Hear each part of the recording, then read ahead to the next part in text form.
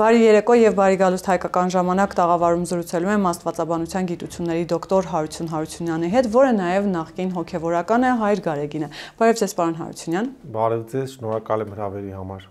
Պարոն Հարությունյան, տեղափոխվենք Կիրակի օր Մտովի Խաչիկ գյուղ, որտեղ վարչապետը մասնակցում էր պատարագի եւ պատարագի բացման աղոթքով հանդես եկավ Վայոց ձորի սրբազանը Աբրահամ սրբազանը։ Նախ ինչպես հասկանալ է ժեստը, ասեմ եկեք, սա ինչ կարող էր նշանակել իր կողմից այդ մասնակցությունը եւ նաեւ Մայր Աթոռի կողմից լռությունը, որևէ արձագանք չեղավ դրան։ Շնորհակալություն, շատ հետաքրքիր հարց է, բայց մի քանի քայլ եթե ետ նայենք, արդեն որոշակի լույսի նշույլներ եղան մինչ Կիրակի օրը։ Եթե հիշում եք, Բալթյան երկրների առաջնորդ Վազգեն arczepiskopos Միրզախանյանը արդեն մի հարցազրույցում ասել է, որ երկխոսության ձևով հնարավոր է լուծել այս ճգնաժամը։ Երկրորդը դա Մասիսի թեմի առաջնորդ Գևորգ եպիսկոպոս Սարդարյանն էր, որ նորից իր ինտերվյուում նշեց, որ հնարավոր է, որ լինի հանգույց ցալուծում երկխոսության տարբերակով, եւ երրորդը դա Գերմանիայի թեմի առաջնորդ Սերովբե եպիսկոպոս Իսախանյանի գրությունն էր, որ ինքը հաստատեց, որ եկեղեցին պետք է վերքաղաքական լինի եւ երբեւե չզբաղվի քաղաքականությամբ։ Այսինքն այս փոքր նշույլներից հետո անշուշտ սա ամենամեծ լավ եւ գեղեցիկ քայլն էր, բայց սա միայն առաջնորդը չէր, ոչ թե միայն Աբրահամ arczepiskopos Մկրտչյանն էր, այլ եթե նայեցիք կադրերում կար նաեւ Նորավանքի վանահայր Զարե վարդապետ Կաբաղյանը, կար նաև Ջերմուկի քահանա Տեր Գալուստ քահանա Սահակյանը, որ նաև գնդերեց է Ջերմուկում, եւ պատարագը անշուշտ մատուցեց Խաչիկի հոգևոր հովիվ Տեր Հովանես Մաթեոսյանը, որ նաև գնդերեց է Խաչիկում, եւ նայեք, Վայոց ձորը ինքը շատ փոքր թեմ է, ընդամենը 8 հոգևորական կա, բայց 8-ից 4-ը ներկա են, այսինքն կեսը Կիրակի օրով եկել են։ Բնականա բոլորը չէին կարող գալ, որովհետև կա նաև Եղեգնաձորում պատարագ կամ Նորավանքում կամ Վայք քաղաքում, բոլորը հնարավոր չէր, որ միաժամանակ լինեն, բայց սա արդեն մեծ ցուցիչ էր, շատ լավ եւ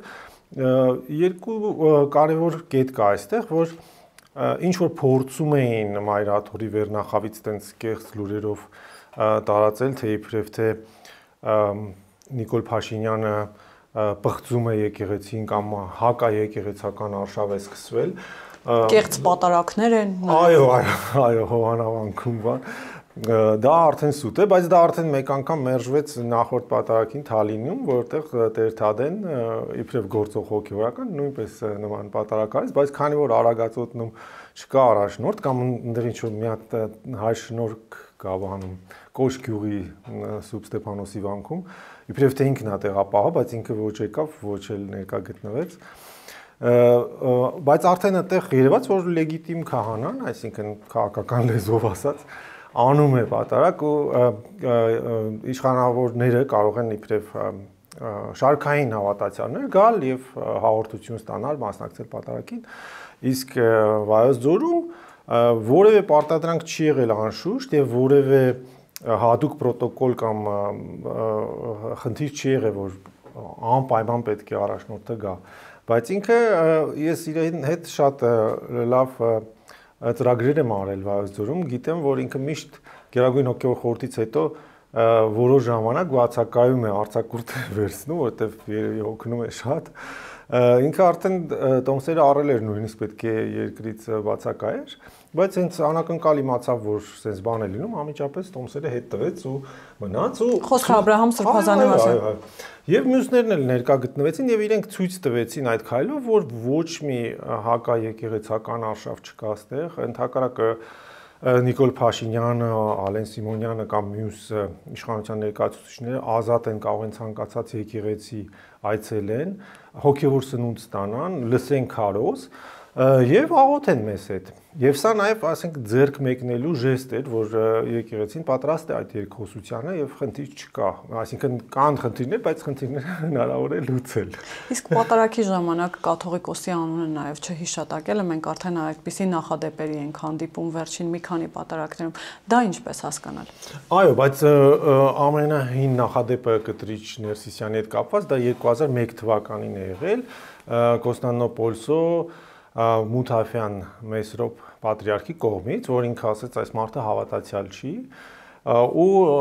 ջնջեց իր անունը, այսինքն Պոլսում երբ որ պատարակներ էին անում, ինքը չէր հիշատակում։ Սա հիմ նախապատմություն ունի։ 2001 թվին, հա։ Ուղղակի հետո հիվանդացավ Մեսրոպ պատրիարխը, երկար տարիներ կոմայի մեջ էր, մահացավ, այդ պատմությունը մոռացվել է, բայց մենք գիտենք հոգեորական ով եղել է այդ տարիներին, գիտենք։ Նույնիսկ ես հիշում եմ ինքը եկավ Գերմանիա մեր թեմի առաջնորդի հետ Բեկչյան Սրբազանի հետ մենք զրույց ունեցանք, ինքը ասաց, հա, այս մարդը հերոյ է կրոնից, ամեն ինչից, ինքը շատ սև մութ անցյալ ունի KGB-ում, ինչի համար ես պետք է իրան հիշատակեմ իր անունը, ինքը սրբապիղծ է։ Իսկ այդ աղոթքները եթե լսում եք, իրանք նախ աղոթում են Վասն ամենասուրբ եւ ուղղափառ եպիսկոպոսած, այսինքն ամենասուրբ եւ ուղղափառ, այսինքն ճիշտ դավանող եպիսկոպոսների համար են նախ աղոթում, հետո խնդրում են նաև աղոթել օրվա կաթողիկոսի համար։ Բայց եթե օրվա կաթողիկոսը շնացող է, կամ ասենք մոլագար արվամոլներին տեղ է տալիս ու կարգապահական ժողովի նախագահ է նշանակում ու վանական խորհրդի ատենապետ։ Հետո թողնում է, որ ասենք իր դիվանապետը մահակի պես բոլորին վախեցնի, բոլորի հետևից ընկնի եւ իր քերակնոջ սիրեկանը դառնա, այդ մարդուն ինչի հիշատակեն։ Սա քահանայի որոշումն է, սա պատարագիչի որոշումն է, որովհետեւ պատարագիչը ինքը նախ ներկայացնում է Հիսուս Քրիստոսին, այս գեստավորումով, երբ որ ինքը բարձրանում է խորան, ինքը արդեն Հիսուս Քրիստոսն է։ Հետո երբ որ վայր է դնում իր թագը, երբ որ արդեն պատարագիչ քահանա է դառնում, այսինքն այդ Հիսուսի զոհաբերությունն է կատարում, ինքը այդ քարոզի ժամանակ կամ ասենք այդ աղոթքների ժամանակ ինչպես Մեսրոպ Մոթաֆյանը ազատ է, կարող է ասել չէ, մարդը շեղված է ճշմարտությունից, եւ ինչպես Տեր Թադեն կամ դրանից առաջ Տեր Արամը, այս անգամ էլ նաեւ Տեր Հովհաննեսը եւ կարծում եմ ապագայում նաեւ շատ ուրիշ մարդիկ հոգեորականներ զերծ են մնալու Կտրիչ Ներսիսյանին հիշատակելուց։ Պարոն Հարությունյան, քանի որ դուք ներսից եք ծանոթ այդ ամբողջ համակարգին, այսպես ասեմ, եւ նախկինում նաեւ հոգեվորական եք եղել, տեսեք, նման հայտարարությունները, որ կաթողիկոսը եղել է KGB գործակալ կամ նման նաեւ խոսակցություններ կան, ոնց հասկանում եմ, այդ խոսակցությունները նոր չեն,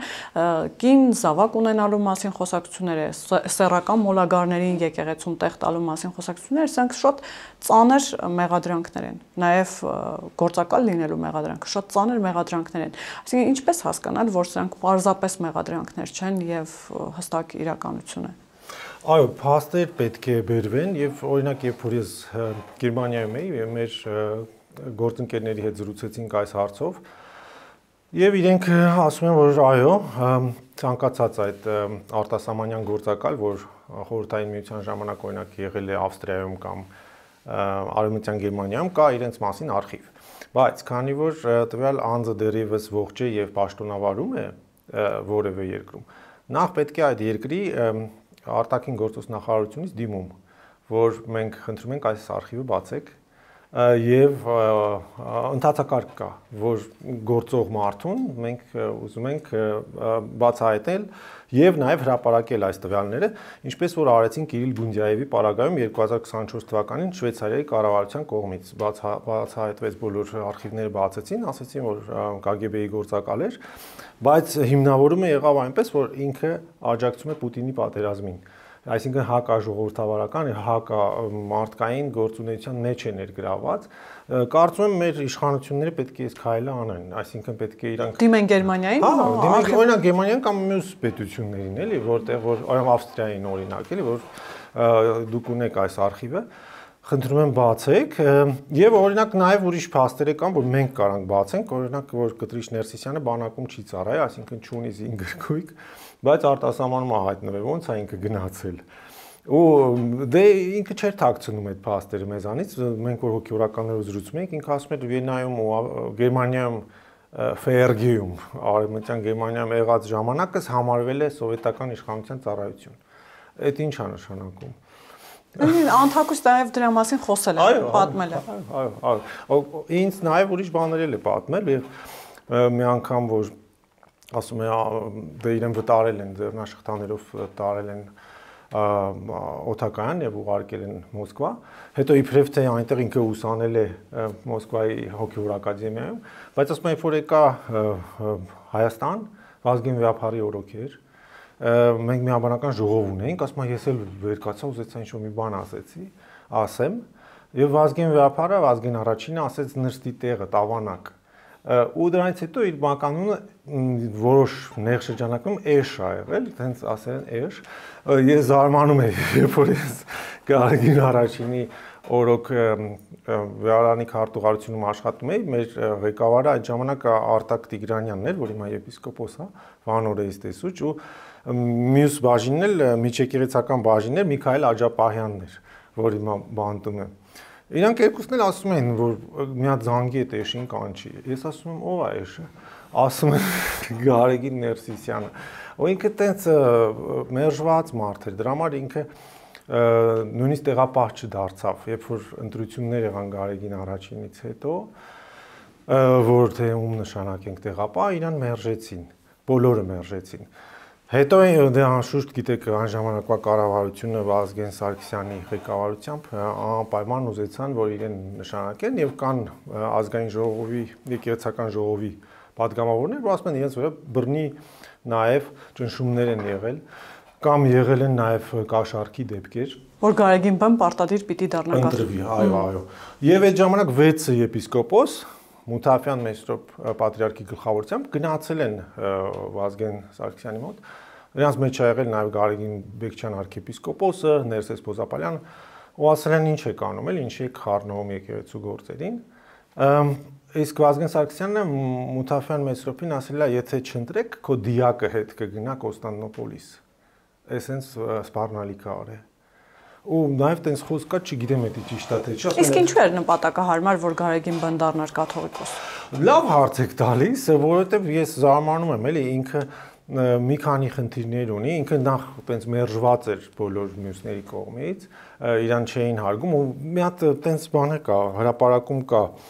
1990 թվականի, որ այդ սփազանները գրում են այս անձը մութ անցյալ ունի, տենց բան կա, որ մանգակ կգտնեք։ Նույնիսկ Ներսես Պոզապալյանը, որ եղավ տեղապահ, ինքը ինտերվյու է տվել ժուրնալիստներին ու ասել է մեր վրա բռնություն եւ ճնշում է գործադրվում իշխանության կողմից, որ մեզ ստիպում են, որ իրան ընտրենք։ Նայեք, ինքը մերժված էր մեկ, էդի խնդիր, երկրորդը ինքը տգետ է, այսինքն բոլորը գիտեն, որ ինքը գիրք չի կարդում, կյանքում ու չկա նույնիսկ ասենք իր դիպլոմային ավարտաճառի կամ վարդապետական թեզի վերնագրերը, այսինքն եթե իր կենսագրությունը կարդաք, սովորաբար գրում են, չէ, այս ինչ թեզով պաշտպանել է, դարձել է սարկավակ կամ այս ինչ թեզով պաշտպանել է, դարձել է վարդապետ, չկա։ Նույնիսկ եթե ինչ-որ մի բան գտնեն հիմա տպեն բերեն, չգիտեմ, կարող այնտեղ տերասողիկին ասեն կամ մեկին ասեն գրի մի բան մցրագրադարան, բայց եկեք հարցեր տանք էլ իրան այդ աստվածաբանական հարցերից, թե ինչի մասին, չէ, ինքը չի տիրապետում, այսինքն երկրորդը ինքը Փաստորեն ինքը տգետ ու ունի կոմպլեքս, ինքնարժեքի հետ կապված շատ լուրջ խնդիրներ ունի, ու երրորդը ինքը ռուսական գործակալ է։ Այսինքն ես կարծում եմ KGB-ն նաև շարունակություն է ունեցել, չէ՞, մենակ այդ 91 թվականով չի ավարտվել, ինչպես տեսնում ենք որոշ եղբայրների պարագայում։ Բայց ես չգիտեմ ինչի Վազգեն Սարգսյանը տենց որոշում է կայացրել, տենց խոսքեր կան, որ իբրև թե Լուիս Սիմոնը, Ալեն Սիմոն Մանուկյանի դուստրը դրամով կաշառել է, այսինքն մեծ գումարների մասին է խոսք, դա Տիրան arczepiskopos Գյուրեղյանն է ասում, որ 21 միլիոն մոտավորապես դոլար փող են խոստացել, որ կտան, ես չգիտեմ էդի ճիշտ է թե ոնց, բայց կարծում եմ այդ 90-ական թվականները շատ բռի շրջան էր ու երևի իրանք մտածել են, թե այս մարդը դե լավ է, ստեղ է Երևանում արդեն մեր աչքի տակ է, եկեք դնենք իրան այնտեղ ու որպես կթուկով կկթենք իրեն։ Իսկ կաթողիկոսի ու նախկին ղեկավարների կապը ինչի մասին է, որովհետև տեսեք, ամեն դեպքում կաթողիկոսը ընտրվել է հոկտեմբերի 27-ին, որը գիտենք ինչ օրեր եւ ինչ տեղի ունեցավ, եւ դրանից հետո թե Ռոբերտ Քոչարյանը, թե Սերժ Սարգսյանը կարծես թե կաթողիկոսի համար այսպես շատ ընդունելի են եղել եւ միայն 18 թվականից հետո առաջացան այդ խնդիրները եւ միջև վերջերս էլ Աջապահյանը իր հայտարարություններում, իր հարցազրույցներում ասում էր մեզ պետք է տղամարդ առաջնորդ ինչպես Ռոբերտ Քոչարյանը։ Այդ օրգանական կապը որտեղ է, ինչով է պայմանավորված։ Լավ հարց եք տալիս։ Ես կասեի մինչև 18 թվական առհասարակ շատ ուժեղ շատ կապված վիճակ է եղել քաղաքականության եւ կրոնի միջև։ Ցանկացած ընտրություն, գիտեք, ինքներդ գիտեք, բան են եղել, չէ, ֆալսիֆիկացվել են, չէ, այսինքն խախտումներ են եղել, այդ մասին արտասահմանյան դիտորդները միշտ գրել են, բայց մինչև նույնիսկ դիտորդների հրապարակումը եկեղեցին վազել է եւ օրհնել է, այսինքն իդեմս Գարեգին Կաթողիկոսի, իրանք անմիջապես աջապարել են, նույնիսկ չեն սպասել, որ այս բաները Ռոբերտ Քոչարյանը կամ Սերժ Սարգսյանը գան էջմիածին ու ստանան օրհնություն, հակառակը վազել են, իջել են նախագահական ու շնորհավորել են, որ ցույց տան, որ մենք օրհնում ենք այս ժողովրդի կողմից ընտրված անձանց, բայց այնտեղ ծեծ ու ջարդ է եղել, չէ, գիտեք ինչի են եղել։ Մարտի 1-ի դեպքերը նաև։ Հա, բայց այդտեղ մի հատ ուրիշ խորհրդանշական բան է կա, եթե նայեք օրինակ Սարդարապատի նկարները ամեն տարի մայիսին եղել է թե Գարեգին Կաթողիկոսը, թե Արամ առաջի կաթողիկոսը, թե նաև հայ կաթոլիկների կաթողիկոսները երբեմն եղել է նաև հայ ավետարանչականների Լևոն Բարդակչյանը ղեկավարը, այսինքն իրանք այդ կրոնը օգտագործել են որպես ատրիբուտ։ Նույնն է ինչպես որ Պուտինը անում է հիմա Կիրիլ Գունդիաևի հետ, այսինքն ռուս ուղղափառ եկեղեցին պետք է որ այդ հատուկ ռազմական օպերացիան օրհնեն, չէ, որ մարդկանց ուղարկեն պատերազմի։ Դա շատ հեշտ մոդել է, միջնադարում դա աշխատել է, անտիկ շրջանում փարավոնների ժամանակ աշխատել է, որ դու ասես Աստծուց է այս իշխանությունը տրված։ Ու դա շատ հեշտ քեզի ինձ թագադրում է, գիտեք, անգամ Նապոլեոն Բոնապարտը ֆրանսիական հեղափոխությունից հետո դες բան արել, Հռոմի պապին կանչել է, ասել է դու ինձ կթագադրես, ես էլ իմ կնոջս կթագադրեմ, իբրև կայսրուհի, որ սովորական գյուղացիներ, սովորական մարդիկ ինձ ավելի լավ ընդունեն։ Ու այս մոդելը կարծում եմ միջնադարում որ եղել է, որոշ շրջան եկել է, բայց քաղաքակիրթ երկրներում դադարեցվել է, այս արևելյան Եվրոպայում կամ հետխորհրդային երկրներում դեռևս գործում է։ Այսինքն Վրաստանում էլ տեսնում եք, չէ, ինչ արել եկեղեցին իրանց բանի կառավարության հետ միասին, իրանք լրիվ անցել են բան ռուսական դարաշրջան։ Քանի որ հետ գնացինք, խոսեցինք ընտրություններից ամենատարբեր ժամանակաշրջաններում, եկեք անդրադառնանք նաև վերջերս Վաղաշապատում տեղի ունեցած ընտրություններին, որովհետև գիտեք, Վաղաշապատում էլ ընտրությունները խիստ քաղաքականացվեցին եւ գիծը տարվում էր այսպես, գոնե ընդդիմության կողմից ասում էին, եթե մենք գանք եկեղեցուն ենք պաշտպանելու, եկեղեցուն ենք փրկելու այս իշխանության հարձակումներից ու այսպես շարունակ։ Կալանավայրից Աջապահյանը հորդորում էր ձայն տալ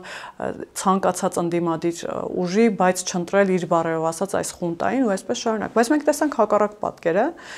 կաթողիկոսն էլ առավոտյանի դեպ գնաց ընտրելու, այդպես ցուցադրաբար ցույց տալով իր նաև վերաբերմունքը, բայց մենք տեսանք հակառակ պատկերը, երբ քաղաքացիական պայմանագիրը, այսպես եթե ընդդիմության բառապաշարով ասենք, ջախջախիչ հաղթանակ տարավ, ինչի մասին է սա առհասարակ խոսում, այն ամենի ֆոնին, երբ խոսվում էր եկեղեցու բարձր ռեյտինգի մասին, խոսվում էր այն մասին, որ միևնույն է քաղաքացին գնալու է եւ պաշտպանելու է եկեղեցուն այս իշխանության հարձակումներից, ինչ հասկանալ նաև այս հաղթանակով եւ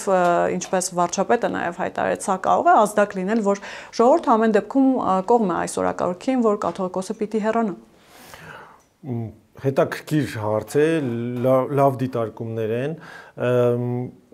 Իմ կարծիքով այս մոդելը իրանք արդեն մեկ անգամ Գյումրիում արեցին։ Երբ որ դեռ Միքայել Աջապահյանը այնտեղի առաջնորդն էր եւ գիտեք նույնիսկ այնտեղ կլանային պայքար կար,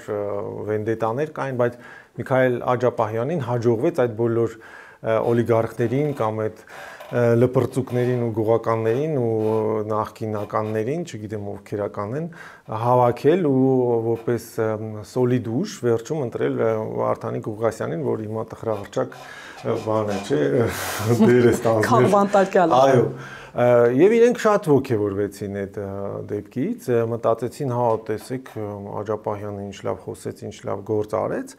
եկեք հիմա նորից իրան օգտագործենք։ Չնայած այս մարդը բանտում նստած մեդիտացիա է անում կամ աղոթում է, թողեք որ ինքը ապաշխարի էլի, թողեք ինքը իր սխալը գիտակցի, բանտը ինչի համար, ուղղվելու համար է, չէ՞, ես տենց եմ հասկանում։ Նույնիսկ այդ դրա մասին Ֆյոդոր Դոստոևսկին ա գրել, եթե իրանք կյանքում կարդացել են Դոստոևսկի, կիմանան, չէ՞, Записки из сумасшедшего дома թող մի հատ կարդա էլի, կտրիչը։ Բայց իրանք չգիտեին, որ այս առանով իրանք մի հատ էլ հարված են հասցնում եկեղեցուն, որովհետև էջմիածնեցիները ես 7 տարի այնտեղ սովորել եմ, չնայած ես Երևանի ծնունդ եմ, բայց 7 տարի էջմիածնի չեմ անում գնացել։ Իրանք շատ լավ մարդիկ են, մի քիչ բամբասկոտ են ու լավ կիսվող են, իրանք ասում են զզվում ենք այս Ներսիսյաններից, այս իրանք աղբերներով էս ինչ են արել, էս ինչ էին սարքել ու մի ժամանակ նաև գեներալ Մանվել Գրիգորյանի հետ, այդ Սեյրանի հետ ինչեր էին անում այնտեղ, չգիտեն, բոլորը գիտեն։ Ու այնքան են իրանք հոգնել, որ օր առաջ իրանք կարծում եմ երևի մատաղ կանեն, երբ որ իմանան, որ Կտրիչ Ներսիսյանին հեռացրել են, որովհետև այդ ձևապաշտությունը ինչ որ ձևով եկել է ու ես մի անգամ մի ինտերվյուներից մեկում կարծեմ ձեզ մոտ եմ ասել, որ սա Վազգեն առաջին վիապարի իներցիան է,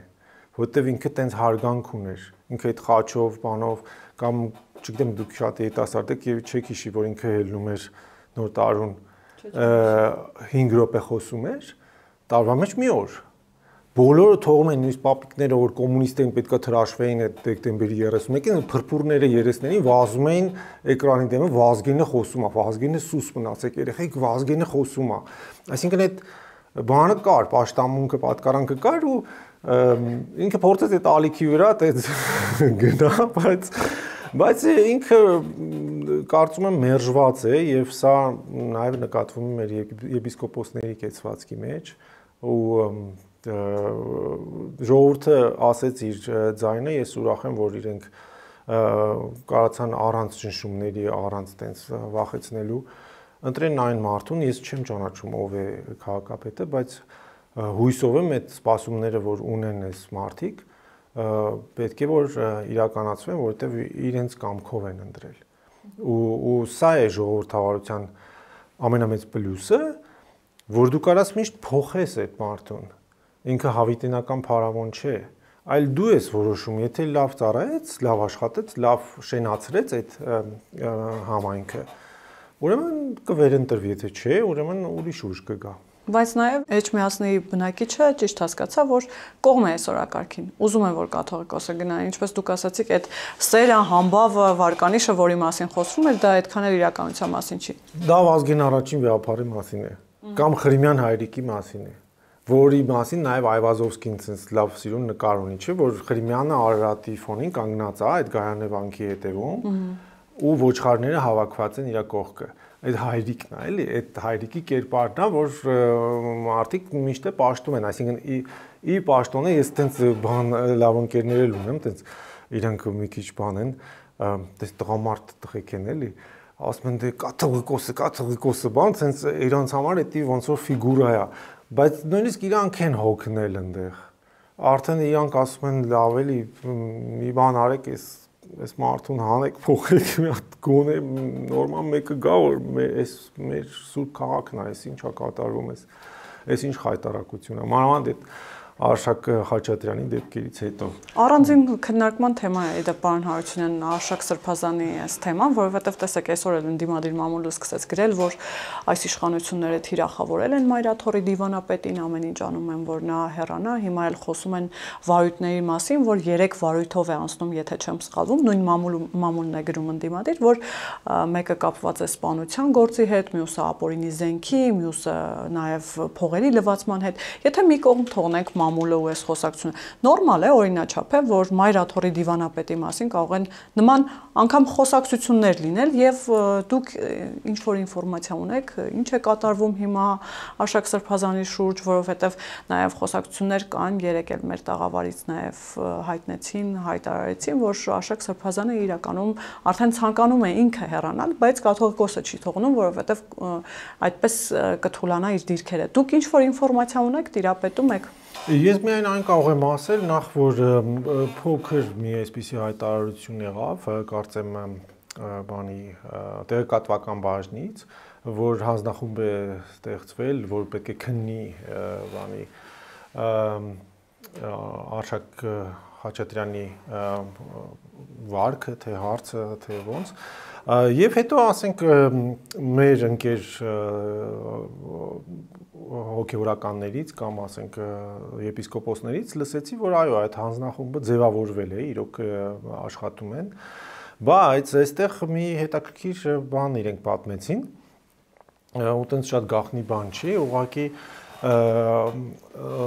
այնտեղ մի հետաքրքիր ֆիգուրա է նշանակված Խաշակ Պարսամյան, որ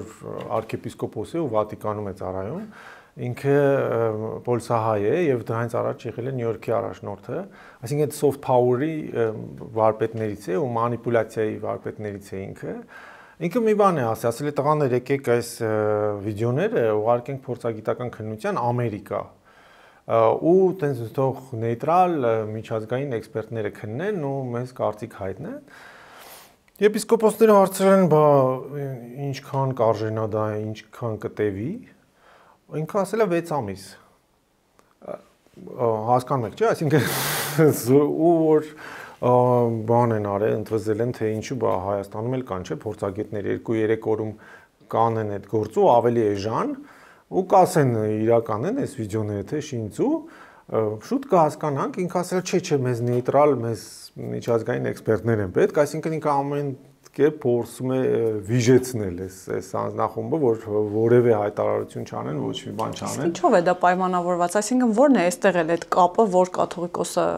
եթե կա այդ միտումը, այդքան կարճած է Արշակ Սրբազանից, եւ ինչով է դա պայմանավորված։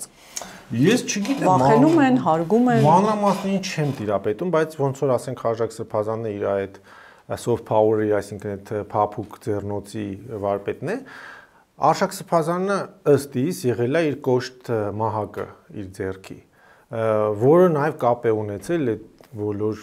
քրեական շրջանակների հետ, ունեցել է կապ նախկին իշխանությունների հետ, նախկին ուժային կառույցների անձանց հետ եւ այլն եւ այլն։ Այսինքն եթե իրանք ուզեցել են ճնշեն որևէ հոգեորականի, իրանք միանգամից դա արել են։ Ես հիշում եմ, որ ու դա արել են Արշակ Սրբազանի միջոցով, ճիշտ հասկացա։ Այո։ Ես հիշում եմ, որ 2005 թվականին իմ կոնֆլիկտը, որ եղավ, օրինակ դա ինձ հետ է պատահել 2005 թվականին, մոտ 6 ամիս տևեց մինչև ինձ կարգալույց հռչակեցին անհնազանդության համար ու չթողեցին, որ ես չէին ուզում թողեին, որ ես իմ դոկտորականը պաշտպանեմ Մյունստերի համալսարանում։ Այդ ժամանակ մի լավ քահանա կար Խորվիրապում, Տեր Մխիթար, որ շատ հարգված հոգեորական էր, որ ինքը իմացավ, որ ես պետք է գամ Հայաստան ու պետք է երես առերես կտրիչի մոտ մտնեմ ու խոսեմ, ինքը շատ վախեցավ, զանգեց, ասեց, ոչ մի ճամպրուկ չվերցնես հետդ, առանց ճամպրուկի դատարկ ձեռքերով կգաս, միայն անձնագիրը ձեռքդ։ Կոստյումիդ գրպանները, շալվարիդ գրպանները բոլորը կկարես, ասում եմ ինչի համար Տեր այր։ Ասում եմ, բա որտեվ իրանք օթականում բան են գցելու քո ջեբը ու քեզ բռնելու են ու նստացնելու են։ Այսինքն արդեն գործեր էր գնում ձեր դեմ։ 2005 թիվ, հա, Ռոբերտ Քոչարյանի ժամանակ։ Պատկերացնում եք, ու իրանք ասում են Տիրան arczepiskoposին դեմ ենք նույն ձևով ենք ասել, որ հանգարց ճամպրուկով չգաս, հանգարց գրպաններ չունես, որ հանգարց ուզենան մի բան կողեն, չստացվի իրանց մոտ։ Իսկ դրսում ձեր համար խոչընդոտներ ստեղծել են հետագան։ Անշուշտ, իրանք միշտ փորձել են ոչ միայն իմ, այլ նաև բոլոր մյուս տղաների, որ սովորում էին, կրթաթոշակն են կտրում, աշխատանքի, եթե ուզում ես անցնես, փորձում են գրել, որ սա բան է, չգիտեմ, այլևս հոգեորական չէ, սենց հիմարություններ, բայց նույնիսկ այդ կաթոլիկ հիմնադրամը, որից ես կրթաթոշակ էի ստանում, իրենք իմ պրոֆեսորից հարցում արեցին, ասեցին մի հատ կասեք, ես ինչա կատարվում։ Հետո իմացա, որ ես նորմալ սովորող բան եմ, դոկտորանտ եմ, ոչ մի վնաս չեմ տվել, ու հակառակը ես պայքարել եմ ճշմարտության համար, ես չեմ եկել Հայաստան, իր հակաօրինական բաներին չեմ մասնակցել, ծրագրերին։ Դրա համար ինձ կարգալույց անում։ Ու դրա համար ես կարծա սովորեի ավարտեի, բայց շատերի ճակատագրի հետ ինքը խաղացել է։ Ես գիտեմ շատերը հարբեցող են դարձել, շատերը ամուսնալուծվել են, եթե ամուսնացած քահանաներ են եղել, ասենք գործը կորցրել են։ Պատկերացնում եք, ասենք դուք հիմա ժուրնալիստ եք, ձեզ ստեղից հանեն, կներեք էլի, բայց դու կարաք ուրիշ տեղ գործի գնաք, չէ՞, գնաք ընդդիմադիրների մոտ աշխատեք, կամ չգիտեմ, Իդինա Ռոսիայի մոտ կամ Մարգարիտա Սիմոնյանի մոտ կարաք գնաք գործի, եթե ռուսերեն Աստված մի արաստ, բայց ամեն դեպքում։ Բայց եթե հոգեորականը կարգալուծալ լինում, ինքը ամեն տեղ զանգում էր, նույնիսկ Արամ կաթողիկոսին էր զանգում, նույնիսկ հայ կաթոլիկներին էր զանգում, որ չվերցնեք այս մարդկանց։ Չնայած Արամ կաթողիկոսը մեզ կոնկրետ որոշ անձանց ընտրյալ չգիտեմ էլի մի քանի մարդու ինքը պատգամներ ուղարկել է, երբ կուզեք պատարակ անել, եկեք մեզ մոտ, վերյութում արեք պատարակ կամ ձեր հարազատների, ընկերների գնունքները կամ հարսանիքները եթե ուզեք կարող բերեք ստեղ անեք։ Այսինքն ամեն դեպքում կարգալույծ անելը դեռևս բավարար չէր կաթողիկոսի համար եւ ինքը ավելի հեռուն էր գնում։ Այո, միշտ իմ առաջնորդին Բեկչյան Սրբազանին հարցրել է ոնց է Հայր Գարեգինը ինչ է անում, այսինքն ինքը հետապնդել է։ Ու էս էլ պետք է ավելացնել, որ այս Արշակ Սրբազանի հարցում ինքը կոնկրետ խաղ է խաղում հիմա, ես տենց եմ մեկնաբանում, որ ինքը իրեն դրել է կատարել ապուշի տեղ, որ ես չգիտեմ ուր ուղարկեմ այս Արշակին ոնց բրցնեմ, դուք որոշեք, իսկ այս հանձնախումբին տենց Խաժակ Պարսամյանի միջոցով տորպեդավորում է, Արշակ Սրբազանն է իմիջիալից գալիս է հիմա ոտքերն անգնում բոլոր այս հոգեորականների ու խնդրվում է, որ ինձ ներեք էլի, ինձ մի շփրտեք դուրս էլի, ամեն ձև խնդրում եմ որ պահեք ինձ։ Իսկ այդ 6 ամիս ժամկետը որևէ կերպ կարելի է կապել օրինակ նախընտրական տրամաբանության հետ, ընտրությունների հետ, ընտրություններից ունեցած որոշակի սպասելիքների հետ։ Ես կարծում եմ այո եւ կարծում եմ որ Խաժակ arczepiskopos-ը լավ կապի մեջ է Սահակ Մաշալյանի հետ, որ պատրիարքական աթոռն է զբաղացրել, գիտեք Կոստանդնուպոլսում, որ նաեւ վարչապետի առաջ պատրիարքարանի դռները փակել էր Իստանբուլայցի օրը։ Իրանք այդ կներեք, բայց չեմ ուզում ռասիստ լինել, թուրքական երկերեսանիությունը ունեն, ես իմ պոլսահայ ընկերներին ասում եմ դուք վեհապարի ոչիլներն եք։ Ես տենց նույնիսկ հոդված ունեմ գրած, որովհետև Սահակ Մաշալյանը տենց գովում էր վեհապարին, ասում էր վեհապարի աչքերը, ես ասում դուք վեհապարի ոչիլներն եք, ու որովհետև իր գրած ներողություն իր խոսքերից էս վերջի ինտերվյուներից մեկում ինքը ասում է, որ սպասենք, եկեք սպասենք թող ընտրությունները լան վերջը լան, ետքը կդեսնենք, այսինքն իրանք ժամանակ են ուզում շահել այն հույսով, որ միգուցե սարանքում, չգիտեմ, Վլադիմիր Պուտինը կամ ով մի բան կարողանան անեն, ընտրությունները թեքեն նժարը դեպի ինդիմադիրները եւ այդպիսով Կտրիշ Ներսիսյանի երկարակեցությունը ապահովեն իբրև ուզուրպատոր կաթողիկոս։ Եկանք ամենակարևորին, իրենց հույսերը կապված են Ռուսաստանի ու ռուսամետ իշխանության հետ։ Այո, նաև Ռուսաստանի եւ Ռուսաստանի այս բռի իշխանության հետ, ագրեսիվ իշխանության հետ, որովհետեւ դա եղել է իրենց հովանավորը այսքան տարիներ շարունակ։ Բայց նաև կան էմոցիոնալ ուրիշ խաղեր, որ ասենք օրինակ Սփյուռքում ես շատ մի քանի միջոցառումների գնացի հայկական, այնտեղ զգացվում է, որ ինչքան են այս Սփյուռքի մարդկանց մեր հայրենակիցների գլուխը աղացել, որ Փաշինյանը թուրք է, Արարատը կվերացնե, բանի կնիքի վրա են, չգիտեմ ինչ էս բաներ։ Մսկիթներ կկառուցեն, ոնց որ ապատեղեկատվություն։ Այո։ Բայց որ կոնկրետ իրենց ասում ես, բա դուք ինչ եք առաջարկում, պիտի այքարենք, պիտի գրվենք, ասում դե եկեք վաղը գնանք, գալիս եք, երբ եք գալի գրվելու, իրանք այդ բանին լռում են, էլի չեն մասնակցում, բայց այս էմոցիոնալ խաղերը Արարատի մերժում կամ ասենք Արցախի կորուստ մանավանդ, որ իրոք էլի մեզ համար ցավ է, ու մենք իրականում պետք է հիմա հետ պատերազմյան ու հետ ցեղասպանության աստվածաբանության մասին մտածենք, մենք դա չենք անում իբրև եկեղեցի, այլ հակառակը էլ էս տրամայի վրա խաղում ենք ու կան տենց հոգեորականներ, որ իրենք զգացում են, որ իրոք հոգեբանական տրավմա ունեն, ես իրանք չեմ մեղադրում, իրանք այս ալիքի վրա ատելություն են սերմանում։ Ու կարծում եմ Ռուսաստանի համար սա շատ կարևոր խաղ է, big game, այսինքն մեծ խաղ է, որովհետև իրանք այս տարածաշրջանը չեն ուզում կորցնել։ Ու եկեղեցին էս իրենց առաջին խաղացողներից մեկն է, որովհետև եթե իրենք խորհրդային միության ժամանակ գործակալ են եղել, ինչու պետք է հիմա չլինեն։ Իսկ Եզրաս Ներսիսյանին այդպես դեմոնստրատիվ ձևով պարգև տալ է եւ դրանք համացանցում հայտնվելը կարող են ինչ-որ բան հուշել, նաեւ կարող է Ռուսաստանի այսպես ազդակը լինել, որ այո, հեռու մնացեք նաեւ ինչ-որ իմաստով։ Հնարավոր է, այստեղ տարբեր մեկնություններ կան, ես չեմ կարող ասեմ միանշանակ է, հնարավոր է, որ ինքը ցույց է տալիս, որ սա իմ պրոտեկտորատի տակ է, այլևս չեք կարող էլի ոչ իրեն, ոչ իր եղբորը, ավագ եղբորը նեղացնեք, որովհետև 22 թվին էլ Կտրիչ Ներսիսյանին է ինչ է տվել, իմիջիալից այդ օրը հետաքրքիր օր է, դա նախատոնակն է նոյեմբերի 5-ի, որ սովետի ժամանակ ԳՌՈ-ի հիմնադրման օրն էր, այսինքն Государственное разведывательное управление, այսինքն արտաքին հետախուզության հիմնադրման օրն է, ու իրանք տալիս են դա հատուկ մարդկանց։ Հնարավոր է, որ նաև բայց որպես արդեն վետերան իրան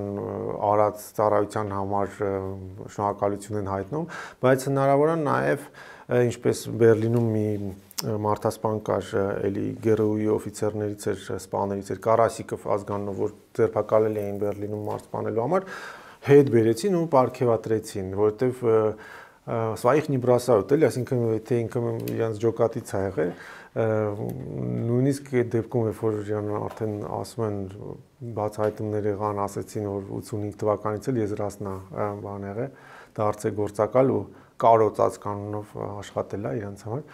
Իրանք չեն ուզում։ Իմիջիալոց մի հատ էլ դասախոս ունեինք Ճեմանում, Արտակ Քահանա Սիմոնյան, որ շատ լավ դասախոս էր, մեզ նոր գտականի ներածություն էր տալ, ինքը Կտրիչ Ներսիսյանի բանն էր, դասարանցին էր, կուրսեցին էր։ Այս մարդը պարզ ասում էր, որ հիմա Աստվածածին եկեղեցում ծառայում են, նույնիսկ կարող գնաք իրանել հարցնեք։ Ինքը ասում էր, որ մենք որ գնում էինք արտասահման տենց էկումենիկ ինչ եկեղեցական ժողովներ, մեզ տենց ծրարներ էին տալիս առանց անունի, առանց բանի։ Գնում էինք, այս մեկը գալիս էր այդ ծածկա ոնց է password-ը էլի ոնց են ասում։ Ծածկանունը ասում էր։ Մենք էդի տալիս էինք իրանք հետ էին տալիս, իսկ ասում է կարևոր բաների դեպքում ուղղակի քո Ֆարաջան էին վերցնում, քո սքեմը տանում էին, այնտեղ մի բան կարում էին, այդ պլյոնկաները կամ բան հետ էին տալիս։ Ու ինքը պարզ ասում է, որ իր կուրսեցին ինչեր արել է ճարակ ինչ հայտնի կաթողիկոսի մասին այլ է խոսքը։ Ու եթե մեծ եղբայրը չլիներ, փոքր եղբայրը կյանքում չէր կարա ընդգրկվեր ու չէր կարա պարգևատրվեր։ Վերադառնանք էլի հոգևոր խորհրդին, Գերագույն հոգևոր խորհրդին եւ այդ ժողովին, որից շատ ակնկալիքներ կար, կհիշեք դուք էլ խոսել եք այդ մասին եւ բարբերաբար ձեր Facebook սոցիալական ցանցում խոսում եք, ասում եք, որ պիտի հենց եկեղեցու ներսից լինի այդ process-ը հոգևոր խորհուրդը, եպիսկոպոսած դասը պիտի այդ ըմբոստությունը եւ ցուցաբերեն եւ այդ հարցը բարձրացնեն, բայց մենք տեսանք, որ Գերագույն հոգևոր խորհրդի ժողովից հետո այդ հրապարակված տեքստը ավելի շատ էլի քաղաքական ինչ-որ տեքստեր հիշեցնում, քան հոգևոր վերափոխման մասին էր կամ ինչ-որ հարցերի անդրադառնալու մասին էր։ Ինչպես է հասկանալ եւ արդյոք նույն, այսպես ասած, կարծիքին եք, որ ներսում դեռևս այդ ընդվզումը կլինի եւ նույն եպիսկոպոսների միջոցով մենք կտեսնենք այդ ընդվզումը, պահանջը, որ կաթողիկոսը պիտի հեռանա։ Թե այսպես այս իրավիճակին ականատես կլինենք, երբ մի կողմից կաթողիկոսը չի գնում, մյուս կողմից վարչապետը պարբերաբար ամենատարբեր համայնքներում է լինում, այդ համայնքներում պատարակների է մասնակցում, ըստ էության ապա լեգիտիմացնելով, այսպես քաղաքական բառ ասեմ, կաթողիկոսին եւ իր դիրքերը։ Լավ հարցեր են, նայեք Գերագույն հոգևոր խորհուրդը ինքը խորհրդատվական մարմին է, չնայած դες լավ հնչեղ անուն ունի, բայց ինքը միայն կարող է խորհուրդներ տալ կաթողիկոսին, այսինքն ոնց որ միցս չեմ ուզում ասեմ ձևական կառույց է, բայց իրոք ձևական է դարձել, որովհետև ինքը օրենքով պետք է ընտրվի ազգային եկեղեցական ժողովի անդամների կողմից, բայց քանի տարի է անցել այդ ազգային եկեղեցական ժողովը 99 թվին է եղել ու դրանից հետո չի գումարվել։ Այսինքն ինքը պարբերաբար մարդ է փոխել, չէ՞, մեջում։ Հիմա օրինակ Միքայելին ու Բագրատին որ նստացրեցին, իրանց տեղը Նաթանին ու Գևորգին բերեցին։ Այսինքն դա լեգիտիմ չի, որովհետև իրանք բանով չեն ընտրվել ազգային եկեղեցական ժողով, ոնց է ինքը դարձնում Գերագույն հոգևոր խորհրդի անդամ իր ուզած կամքով։ Այսինքն դա այո ասող մի հատ հանձնախումբ է, որ ինչ էլ ինքը որոշի, այո է ասվելու վերջում, բայց իրանք գիտեմ, որ այնտեղ եղել են մարդիկ, քաջ մարդիկ ու ասել են, որ հնարավոր լուծումներից մեկը դա հրաժարական տալն է, բայց ինքը դրա մասին ընդհանրապես չի ուզում լսի, դրա համար անցնում է մյուս փուլը, դա եպիսկոպոսած սինոդն է, այսինքն եպիսկոպոսած ընդհանուր ժողովն է, կարծեմ մենք հիմա ունենք 54 եպիսկոպոս ամբողջ աշխարհում, որոնցից եւի 10 կամ 15-ը արդեն թոշակի են անցած, 40-ը ակտիվ են։ Մի մասը թեմի առաջնորդներ են, մի մասը կոչվում է քոր եպիսկոպոս, այսինքն ոչ թե կույր եպիսկոպոս, կույր բառը չէ, այլ քոր այդ միջազգային բառը, որ նշանակում է աթոռին կից եպիսկոպոս, հա, որ ինքը չունի թեմ, բայց ինքը եպիսկոպոս է։ Հիմա այս 40 կամ 50 հոգին ես իրանցից ճիշտն ասած չէի սպասում, բայց իրենք կապի դուրս եկան ու խնդրեցին որ խոսենք, խնդրեցին որ բան անենք, հա չէ ընդհանուր նախ քննարկենք ու խնդրեցին որ նաև մենք ժամանակ տանք ոնց որ տենց չճնշենք այս հարցերով ցնցումների չտանենք, որ իրենք ժամանակ ունենան կոնսոլիդացվելու, որովհետև շատ տարբեր ֆրակցիաներ կան իրանց մեջ։ Մի մասը ուզում են միայն արշակին պատժեն ու արշակին կարգալույց անեն ու վերջ փակեն, ոնց որ դա լինի կոմպրոմիս, հա։ Մի մասը ասում են, չէ, եկեք ուղակի սառեցնենք այս վիճակը, օրինակ այդ Խաժակը, Սահակը, Մաշալյանը, իրանք տենց են, որ սառեցնենք, ֆրոզին կոնֆլիկտ էլի, հետո կտեսնենք, էլի։ Մի մասը ասում են, չէ, պետք է կտրիչը հեռանա։ Այսինքն տարբեր ձայներ են ու ներսում միանշանակ չի ամեն ինչ, ճիշտ է։ Հա, ու եթե լինի այդ ժողովը, դա կլինի դեկտեմբերին, ու եթե լինի այդ ժողովը, պետք է 50%-ից ավելին, այսինքն 25 եպիսկոպոսը պետք է որ կողմ լինեն անվստահության քվե հայտնելու։ Եթե իրանք եղան կողմ, որ անվստահության քվե ենք հայտնում կամ ասեն դու լուծի այս հարցը, մենք քո հետ կապ չունենք, մենք քեզ էլ ոչ պատարագի ժամանակ հիշատակում ենք, ոչ է քեզ ենթարկվում ենք։ Այդ ժամանակ արդեն նժարները կփոխվեն ու դրա համար ես ինչպես որ դիտարկում եմ, սա իմ կարծիքն է անհատական, այնտեղ չկա լիդեր։ Այնտեղ չկա մի մարդ, որ ասես ինքը ղեկավարում է այս շարժումը, ու հիմա ասես թերի կարծիքներ կան կամ կեղծ, որ իբրև թե Աբրահամ Սրբազանն է այս ամեն ինչի առաջնորդում, ինքը հաջորդ կաթողիկոսն է, սա չի համապատասխանում իրականությանը։ Աբրահամ Սրբազանը արեց իր մաքսիմումը իր թեմի ներսում։ Հիմա հերթը այս մյուս տղաներինն է, եթե իրենք քաջ են, եթե իրանք այդ ամուլության 25 տարին են ապրել ու չեն կարողացել ոչ մի ստեղծագործ աշխատանք կատարել, հիմա ժամանակն է։ Եթե իրենք քաջ են, թող ոտքի ելնեն։ Ես հիշում եմ այդ իմ կոնֆլիկտի ժամանակ Նավաստատ Կճոյան Սրբազանը ինձ կանչեց իր մոտ, այստեղ առաջնորդարան, որ ձեր ստուդիայից հեռու չի, ու ինձ ասեց եղբայրաբար շատ լավ խոսած, ասեց դե ինչ ես էլի բան անում, քալլա տալիս։ Դե մենք երկուս էլ Երևանից ենք, էլի, երկրորդ մասիվից ենք, տենց մի քիչ ռաբիս ձևով խոսացինք իրար հետ, ասում է դիմացի էլի, ասում է եպիսկոպոս կդառնաս, հետո ինչ ուզես կասես, կհանես ճշմարտությունը կշփցնես իր երեսին, այսինքն կտրիչի երեսին։ Դե հիմա ես խնդրում եմ Կճոյան մեր Նավաստատ Սրբազանին, որ հիմա ինքը մեր թեմի առաջնորդն է, չէ, ես իբրև շարքային անդամ հայ առաքելական եկեղեցու իրան եմ ուզում խնդրեմ, դե հելեք ձեր տղամարդավարի խոսքը ասեք։ Ու կարծում եմ բոլոր հետաքրքրված մարդիկ, թե տղամարդ, թե կին, հավատացյալ, պետք է իրենց առաջնորդներին այս հարցը տան, բայց չեք ուզում լուծեք այս հարցը, բա հելեք, ոտի հելեք։ Եվ փորձեմ ամփոփել պարոն Հարությունյան, ամեն դեպքում մենք տեսնում ենք, դուք էլ ձեր խոսքում նշեցիք, որ կաթողիկոսը այսպես չի ուզում հեռանալ, կարծես թե հաշտ է այս վիճակի հետ։ Նախ կաթողիկոսի մոտ կա ընկալումը, որ այդ անդառնալիության կետը արդեն հատվել է ու ինքը այլ տարբերակ չունի։ Թե ամեն դեպքում նաև չգնալու տարբերակ կա։ Այսինքն կաթողիկոսը ունի չհեռանալու տարբերակ, թե այդ տարբերակները արդեն չի թողել, այդ անդառնալիության կետը հատվել է եւ ինչ սпасել նաև, ինչ գործողությունների սпасել իր կողմից։ Իր մոտ կա այդ ընկալումը, որ ամեն դեպքում նաև հանրային մեծ այսպես բան է դառնում, երբ որ քահանաները պարբերաբար վարչապետը գնում է ամենատարբեր եկեղեցիներ, տարբեր համայնքներ եւ իր անունը, ինչպես դուք էլ նշեցիք, պատարակներում արդեն չի հնչում։ Սա հստակ ազդակ չպիտի լինի կաթողիկոսի համար, որ ժամանակն է։ Եվ ինչի է սպասում, ում է սպասում, այդ գիտակցումը կա թե չէ անդառնալիության կետի հետ կապված։ Դե եթե ինքը խելացի մարդ լիներ, ինքը կհասկանար էս, մինչև սրան չէր հասնի, այսինքն մինչև այդ ուտեղ հրաժարական տալու օրինակներ շատ կան, վերջին օրինակ այդ